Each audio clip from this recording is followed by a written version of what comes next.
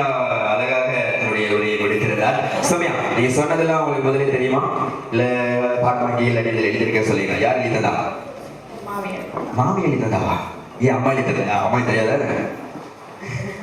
சரி, என் மாமி இருக்காங்க. எங்க அந்த மாமி?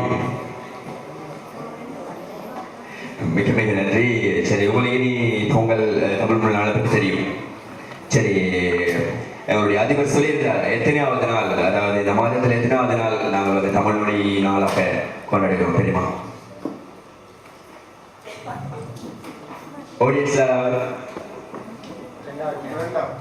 இரண்டாவது ஞாயிற்றுக்கிழமை நாங்கள் தமிழ் மொழி நாளாக கொண்டாடுகின்றோம். இனி ஞாபகம் வச்சுப்பீங்களா?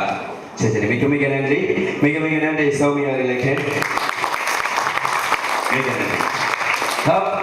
அங்கே சௌமியா பொங்கல் தினத்தை பற்றியும் தமிழ் மொழி நாளை பற்றியும் ஒரு சிறப்பாக படித்திருந்தார். சின்ன ஒரு கேள்வியை தொடுத்திருந்தோம். அது அவரை தெரிந்து கொள்ள வைப்பதற்காக, கலாய்ப்பதற்காக இல்லை, தெரிந்து கொள்ள வைப்பதற்காக. இதில் பல பேர் செவியை சாய்க்காமல் கூட இருந்திருப்பீர்கள். மீண்டும் ஒரு முறை செவியை சாய்க்க வைப்பதற்காக அந்த கேள்வியை கூட கேட்டிருந்தேன். அடுத்த நிகழ்ச்சி அறிவிப்பதற்காக என்னுடைய இரண்டாவது பொன்மாலை பொழுதில் கலந்து வந்திருக்கும் ஜனனி அவர்களை மேடை கலந்துகின்றோம்.